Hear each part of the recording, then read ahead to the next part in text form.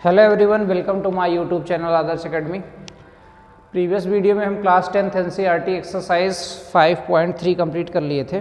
अब हम चैप्टर 6 शुरू कर रहे हैं, है ना। चैप्टर 5 हमने अरिथमेटिक प्रोग्रेशन पढ़ा था। अब चैप्टर 6 है ट्रायंगल्स को शुरू कर रहे हैं, है ना। ट्रायंगल्स तो आप जानते होंगे कि जो ऐसा पॉलीगन जिसमें 3 साइड होती है उसे क्या कहते हैं? ट्रायंगल कहते हैं, है ना। देखिएगा ट्रायंगल, तो ट्रायंगल ऐसा होता है जिसमें 3 साइड होती है, उसी को ट्रायंगल कहते हैं, है ना। ऐसा कोई भी पॉलीगन क्लोज्ड फिगर हो और उसमें 3 साइड हो, वो ट्रायंगल होगा, है ना। 1 2 3, तो यही क्या है? ट्रायंगल। तो इसमें हम लोग सिमिलरिटी ऑफ ट्रायंगल पढ़ेंगे और इसकी थ्योरम है जो थेल्स थ्योरम, और जिसे बीपीटी भी कहते हैं, और कन्वर्जन ऑफ थेल्स थ्योरम पढ़ेंगे। जो मेन इंपॉर्टेंट है, 2 थ्योरम ही है। पहले तो बहुत सारी थ्योरम थी, अब न्यू सिलेबस में तो 1-2 ही है। तो ये हो गया हमारा ट्रायंगल, है ना। अब इसी में रहता है सिमिलर ऑफ ट्रायंगल। तो सिमिलरिटी क्या कहलाती है? सिमिलरिटी ये कहलाती है कि फिगर हमारा जो है भले अलग अलग हो, लेकिन वो क्या हो, उनके रेशियो सेम हो, तो वही क्या कहलाता है? सिमिलरिटी कहलाती है ना। जैसे फॉर एग्जांपल ये हमारे 2 ट्रायंगल हो गए, या सर्कल, तो ऑल सर्कल क्या होते हैं? एक दूसरे के सिमिलर होते हैं, चाहे वो छोटा हो चाहे बड़ा हो। और क्या सिमिलर होता है? इक्विलैटरल ट्रायंगल हमेशा सिमिलर होते हैं, है ना। इक्विलैटरल ट्रायंगल, मान लीजिए ये हमारा इक्विलैटरल ट्रायंगल है, दूसरा इक्विलैटरल ट्रायंगल ये है, तो ये हमेशा क्या होते हैं? सिमिलर होते हैं। फिर और क्या सिमिलर होता है? स्क्वायर। क्यों? स्क्वायर की 4 साइड्स इक्वल होती है ना, तो इसलिए वो भी सिमिलर होते हैं। ये हो गए सिमिलर। ये देखिए, ये स्क्वायर, है ना। तो यही कहलाती है इसमें सिमिलरिटी, कि जो देखने में एक जैसे हों उसी को similarity in the common sense में समझा जाएगा। जो देखने में एक जैसे हों वही क्या कहलाते हैं? सिमिलर कहलाते हैं, या हिंदी में से समरूप बोलते हैं, है ना, एक जैसे रूप वाले। तो यही होती है सिमिलरिटी। तो इसमें हैं जो सिमिलरिटी के कुछ थ्योरम हैं, और एक ये थेल्स थ्योरम और एक कन्वर्जन ऑफ थेल्स थ्योरम है, और इसके कुछ इसी के अकॉर्डिंग क्वेश्चंस हैं, है ना। तो हम थेल्स थ्योरम शुरू कर रहे हैं, जिसका नाम क्या है? बीपीटी है। तो ये देखिए, इसका स्टेटमेंट मैं पहले से लिख रखा हूँ। क्या? If a line is drawn parallel to one side of triangle to intersect the other 2 sides in distinct point, the other 2 sides are divided in the same ratio. कि कोई एक लाइन है जो कि ट्रायंगल में एक साइड से दूसरे साइड में टच करती है किसी दूसरे पॉइंट पे, तो जिस पॉइंट में टच करती है तो दोनों साइड को सेम रेशियो में क्या करती है? डिवाइड करती है। ठीक, शुरू कर रहे हैं। तो पहले इसका क्या बनाएंगे? फिगर बनाएंगे।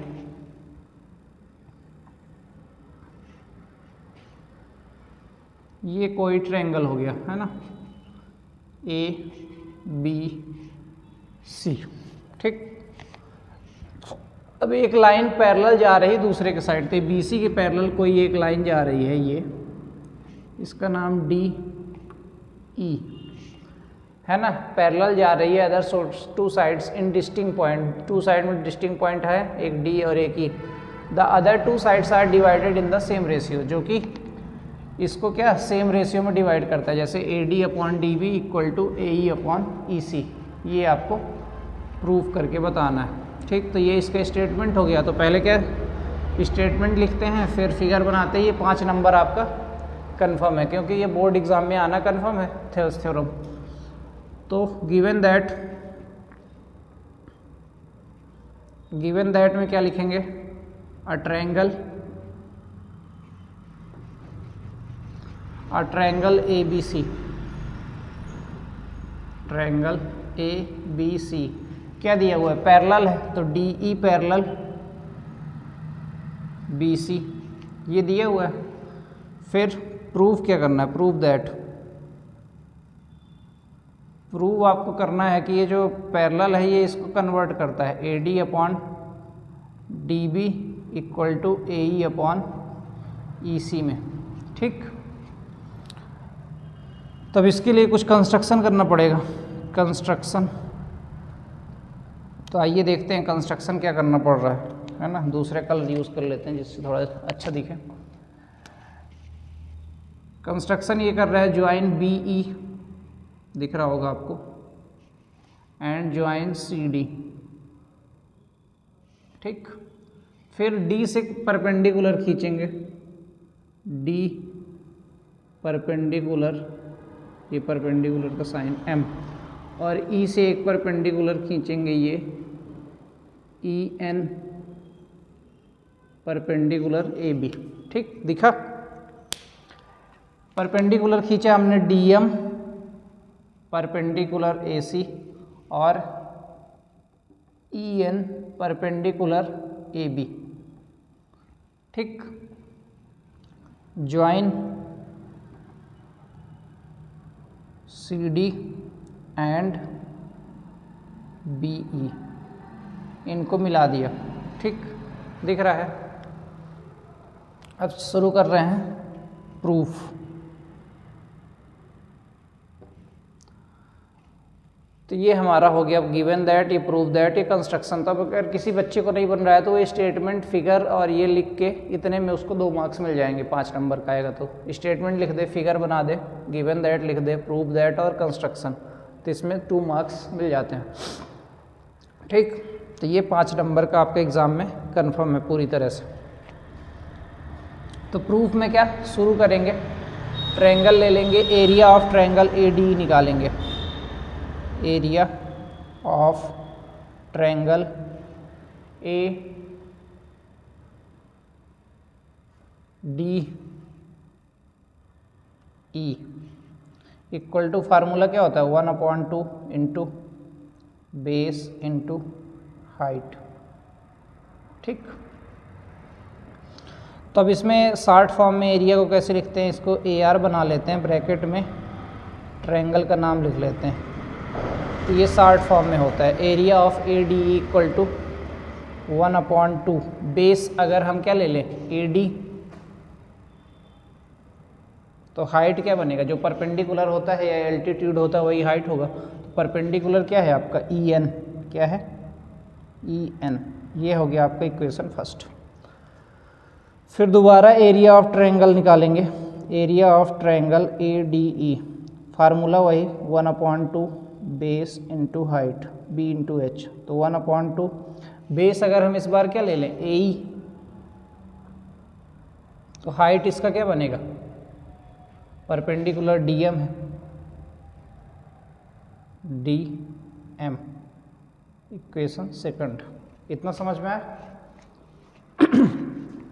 है ना।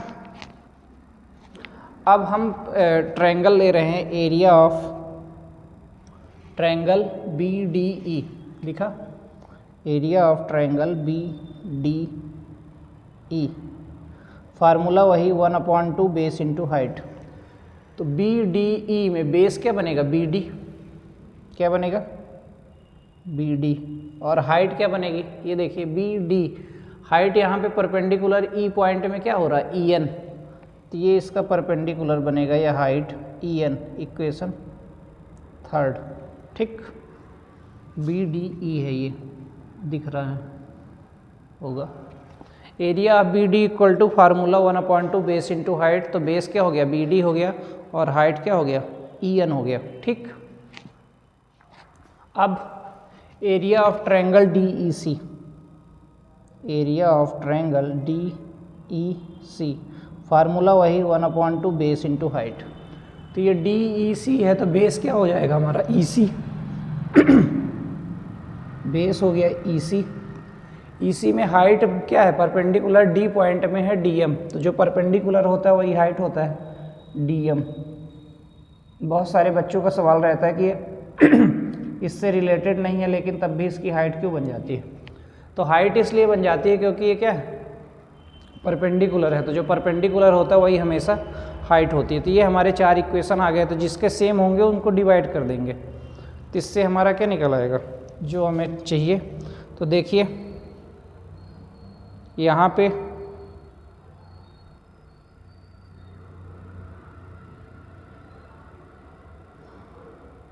ई एन है और ये डी एम है, तो equation first divide by third कर देंगे, equation first divide by third.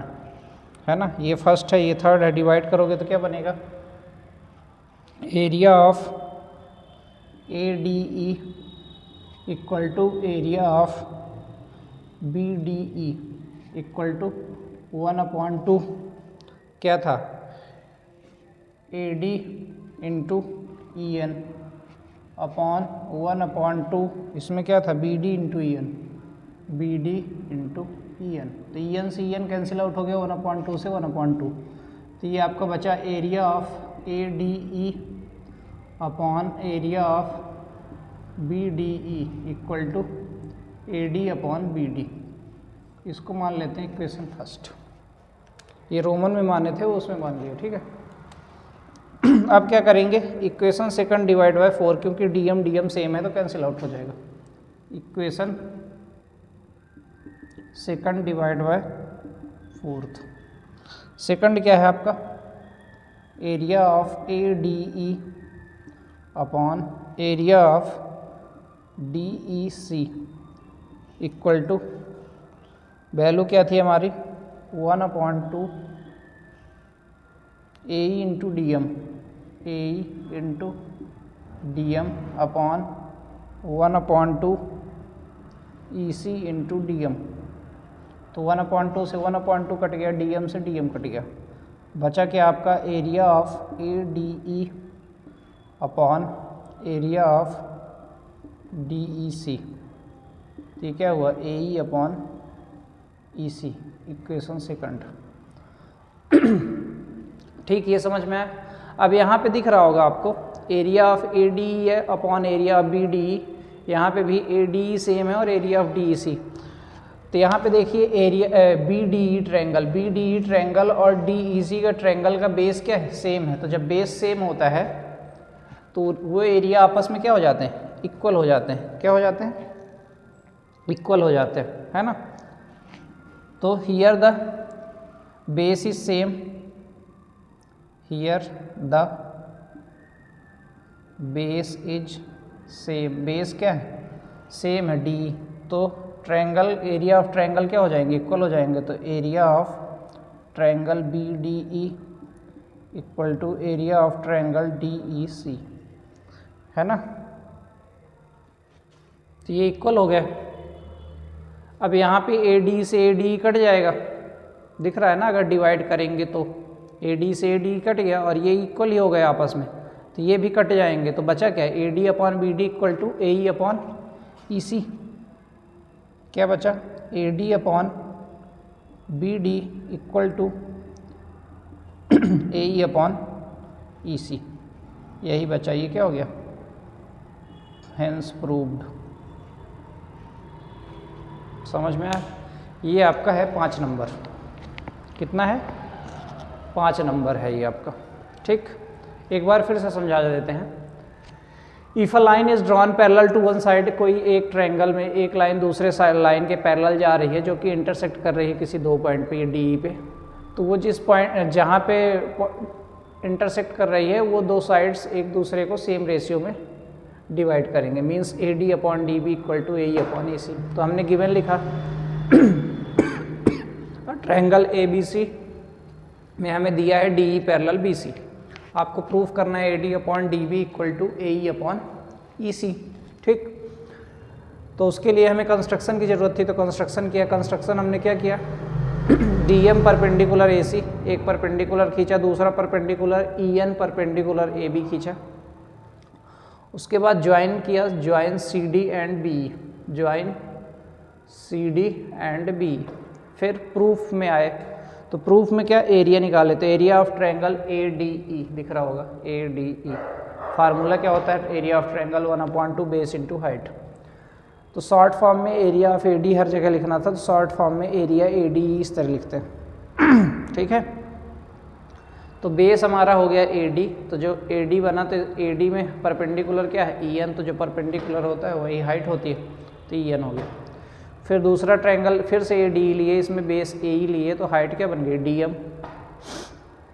फिर एरिया ऑफ ट्रायंगल BDE में बेस हो गया हमारा BD, हाइट क्या हो गई, EN। क्यों, क्योंकि BD में पॉइंट पे परपेंडिकुलर EN है, इसलिए। फिर एरिया ऑफ ट्रायंगल DEC, तो एरिया ऑफ ट्रायंगल DEC में बेस हो गया EC और हाइट क्या हो गई, क्योंकि D पॉइंट पे हाइट है DM या परपेंडिकुलर, तो ये हो गया इक्वेशन फोर्थ। तो पहले फर्स्ट थर्ड को डिवाइड कर दिए तो आ गया AD/BD, फिर सेकंड फोर्थ को डिवाइड किया तो कट गया तो बचा AE/EC। अब यहाँ पे DE बेस पे दो ट्रायंगल बने हुए हैं BDE और DEC, तो जब एक ही बेस पे ट्रायंगल बनते हैं तो उनका एरिया क्या होता है, सेम होता है या इक्वल होता है। तो area of triangle BD equal to area of DC हो जाएगा, और इनको डिवाइड कर देंगे तो AD से AD कट जाएगा, और ये इक्वल हो गए BDE और DEC, तो वो भी कट जाएंगे, तो बचेगा क्या, RHS में था तो AD/BD इक्वल टू AE/EC, यही क्या है प्रूफ करना था। तो ये हमारा क्या आ गया, सोल्यूशन आ गया। ठीक, तो इसको आप करिएगा, बहुत अच्छा क्वेश्चन है, 5 नंबर ये आपको दिलाएगा बोर्ड एग्ज़ाम में, और एग्ज़ाम नज़दीक ही हैं आपके, तो इसलिए ठीक। तो ये थेल्स थ्योरम है, और इस टाइम पे देख रहे हैं कि पॉल्यूशन बहुत ज़्यादा बढ़ रहा है, तो इसलिए ज़्यादा से ज़्यादा पेड़ ज़रूर लगाएं जितना हो सके, कम मिनिमम तो अपने घर के पास 1-2 पेड़ तो लगा ही सकते हैं, तो लगाइए, है ना। नहीं तो दिल्ली NCR की हालत तो देख ही रहे हैं कि क्या रखा है बीड़ी सिगरेट सिगार में। कुछ दिन बिताओ दिल्ली NCR में तो पता चल जाएगा 400 के पार चल रहा है AQI, लंग्स इन्फेक्शन, इरिटेशन, जो होना होगा सब हो जाएगा। तो इसलिए इन्वायरमेंट, पढ़ाई के साथ साथ इन्वायरमेंट में भी ध्यान दें। Have a good day and also advance in a happy new year. ठीक है, ऑल ऑफ यू।